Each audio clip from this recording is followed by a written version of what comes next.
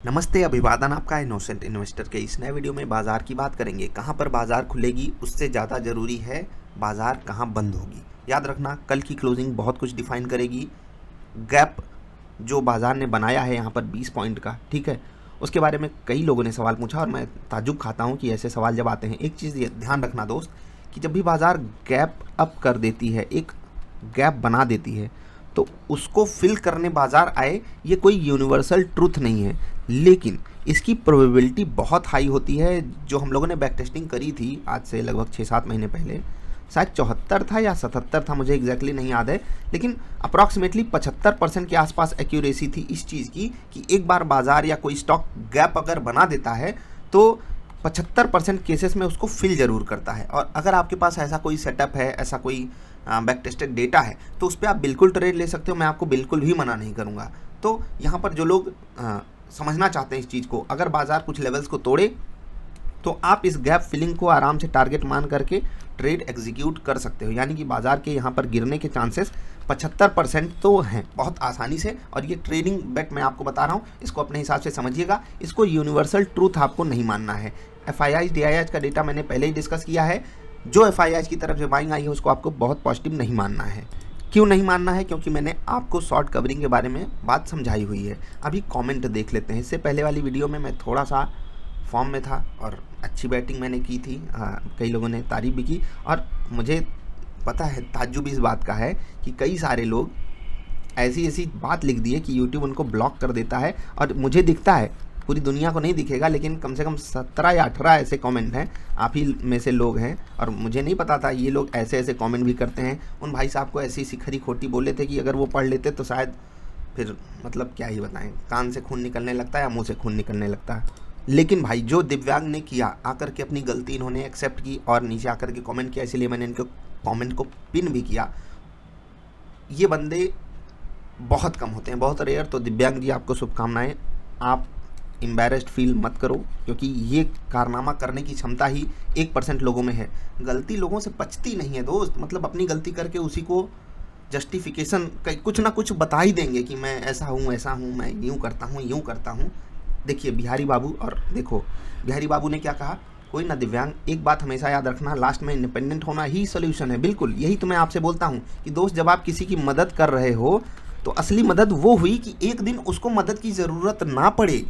रोज़ रोज़ अगर उसको मदद की ज़रूरत पड़ रही है तो आप मदद नहीं कर रहे हो, एहसान कर रहे हो उसके ऊपर और उसको नाकाबिल बना रहे हो, उसको अपने ऊपर डिपेंडेंसी दे रहे हो, अपने ऊपर डिपेंडेंट बना रहे हो, उसको आप इंडिपेंडेंट नहीं कर रहे हो। और मैं हमेशा बोलता हूँ, इंडिपेंडेंट होना ही सबसे बड़ा सोल्यूशन है। यही बात बोली बिहारी बाबू ने। और देखिए, चीज़ें सीखनी हो ना तो ऐसे सीख सकते हो। इस बंदे को मैं जनरली काफ़ी दिन से ये फॉलो करते हैं।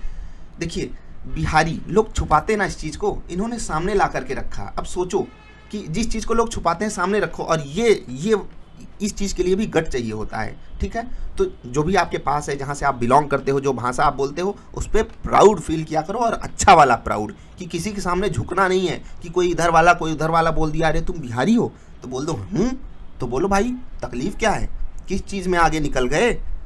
जो हमने झेला है वो तुमने नहीं झेला, जो तुमने झेला हमने नहीं झेला। हम अपनी जगह मस्त हैं, तुम अपनी जगह, आप अपनी जगह मस्त रहो, ये करना है, ठीक है। तो देखिए, ये होता है अप्रिसिएशन। एक बंदा कोई अच्छा काम आकर के किया, तो जैसे प्रोफेसर साहब ने यहाँ पर बोला कि आपको मेरी तरफ से रिस्पेक्ट, और ये चीज़ अच्छी है। प्रोफेसर भाई साहब ने प्रोफेसर वाला काम किया, म्यूजिक की क्या ही बात करें, उन्होंने भी आकर के कुछ बातें बताई। और इसके बाद आप जब कमेंट्स पढ़ोगे यहाँ पर, तो आप लोगों को बहुत बहुत धन्यवाद, बहुत अच्छी अच्छी बातें आप लोगों ने बोली। तो बहुत बहुत शुभकामनाएं, बहुत बहुत धन्यवाद सभी को।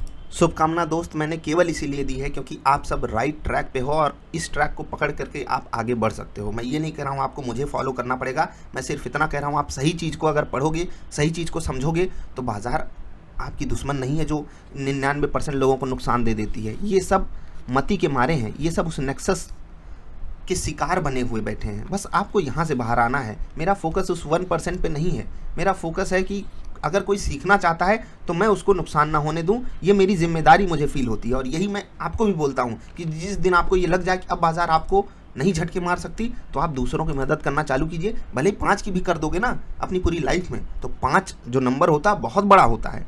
2 की भी करोगे तो भी बड़ा नंबर है। अपनी अपनी पॉसिबिलिटी के हिसाब से सबको मदद करनी चाहिए। आई होप आप समझोगे मैं जो कहना चाहता हूँ। बाकी जिनको कमेंट्स पढ़ने हैं वो जा कर के पढ़ सकते हैं। अभी मैं आपसे विदा ले रहा हूँ, इन कमेंट्स को यहीं पर छोड़ करके आगे बढ़ते हैं। निफ्टी बैंक और निफ्टी के लेवल्स बताएंगे, क्लोजिंग ज़्यादा इंपॉर्टेंस रखेगी, ठीक है।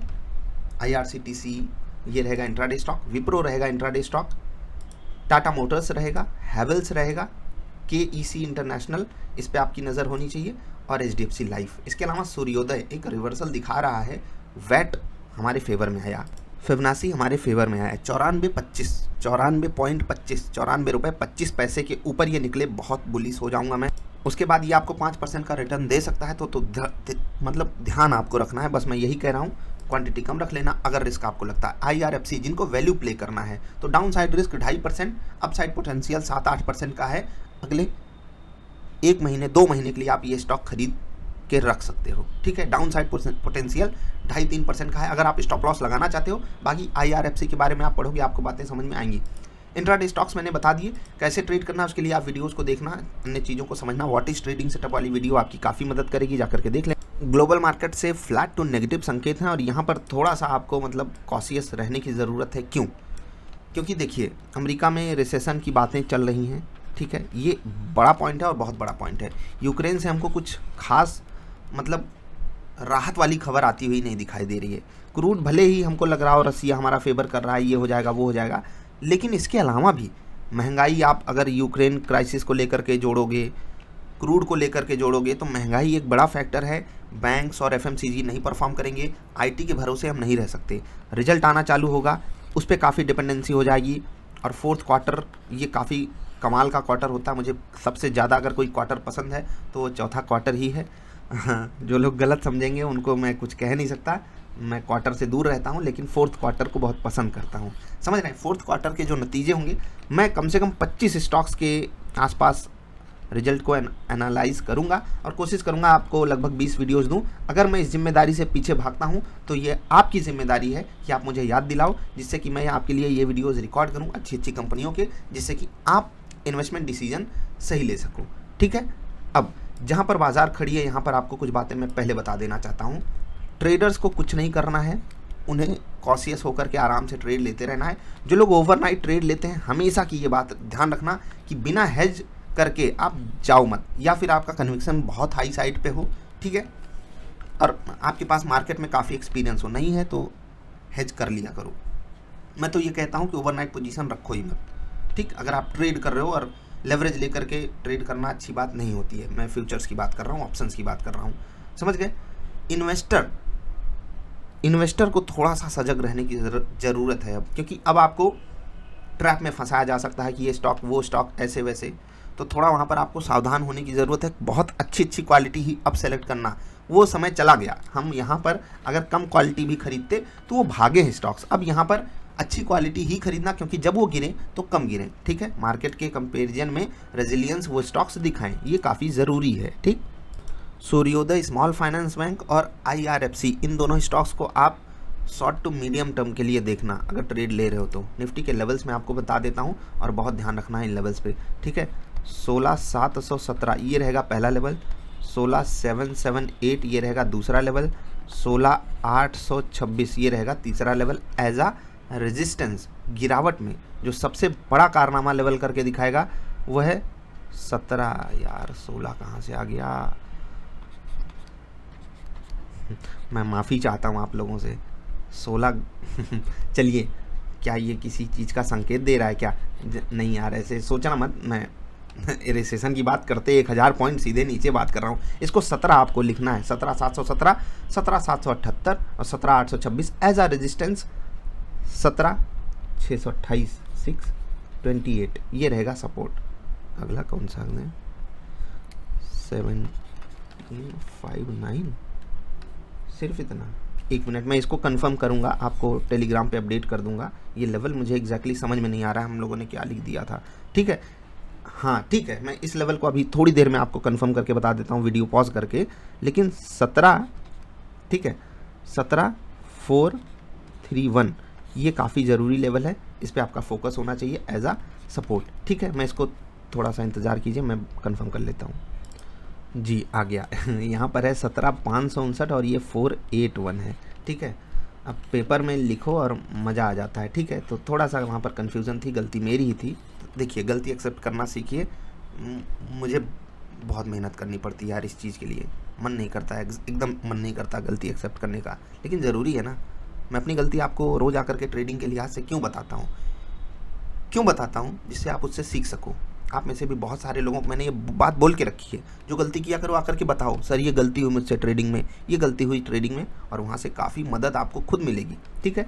तो 628, 559 और 481 ये रहेंगे सपोर्ट लेवल्स। रेजिस्टेंस की बात हो गई, 17 मत भूलना, 16 के चक्कर में दूर हो जाएगा मामला, ठीक है। बैंक निफ्टी यहाँ 2 ही लेवल्स आज भी हैं, और फिर से वही आसान चीज़ आ गई है, 37,444, 37,444 ये अल्टीमेट रेजिस्टेंस रहेगा। मुझे इसके ऊपर बैंक निफ्टी काफ़ी मजबूत हो जाएगी ऐसा फील आ रहा है, जिस हिसाब से लेवल हमको सजेशन दे रहा है। और यहाँ पर कई चीज़ों का सपोर्ट है।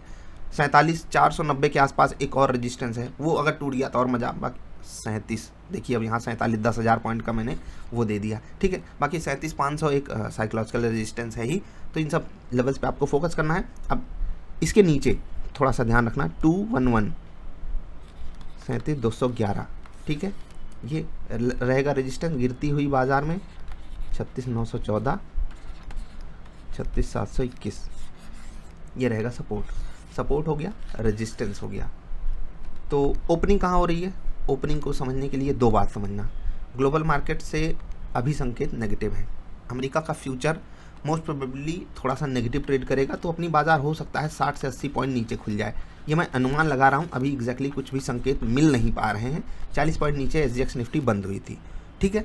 60 से 80 पॉइंट नीचे हम खुल सकते हैं, और वहाँ पर खुलेंगे तो जस्ट हमारे लिए एक रेजिस्टेंस बन के आ जाएगा सामने। लेवल मैंने आपको बताया, आप समझ रहे हो कि वो कौन सा लेवल होगा। उस लेवल को बाजार अगर तोड़ करके ऊपर नहीं आती है तो थोड़ा अलर्ट मूड में रहना। बाई ऑन डिप्स की रणनीति मेरे हिसाब से अभी आपको नहीं अपनानी चाहिए। जब तक बाजार अपने रेजिस्टेंस को नहीं तोड़े, ठीक है, तब तक आपको बाई नहीं लेना है। और वहाँ पर भी क्वांटिटी थोड़ी सी समझ बूझ के लेनी है, ठीक। क्वांटिटी समझोगे तभी बात मतलब सही जा पाएगी, नहीं तो तकलीफ हो सकती है। सपोर्ट पे नेकेड बाइंग मत करना, सपोर्ट पे कंफर्मेशन जरूर लेना। तो ये सब सजेशन याद रखोगे, बाजार आपको तकलीफ नहीं देने वाली। आई होप आप समझोगे। ये वीडियो लंबी हो गई तो उसके लिए माफ़ी चाहते हैं। बाकी वीडियो पसंद आई तो लाइक कर देना, और जिनको कमेंट्स पढ़ने हो वो जा कर के पढ़ लेना। और जो लोगों ने अल्लाह बल्ला कमेंट किया है, आला बाला, वो एडिट करके उसको नॉर्मल बना सकते हैं, क्योंकि यार मुझे सच में नहीं पता था आप लोग इतना भयंकर बोलोगे, ठीक है। किसी को तो ऐसे नहीं बोलना चाहिए। यूट्यूब कितना समझदार है यार, उसको भेज देता है किनारे, यार ये बात सामने नहीं आनी चाहिए। बाकी जो भी है सही है। अभी इतना ही, नमस्कार।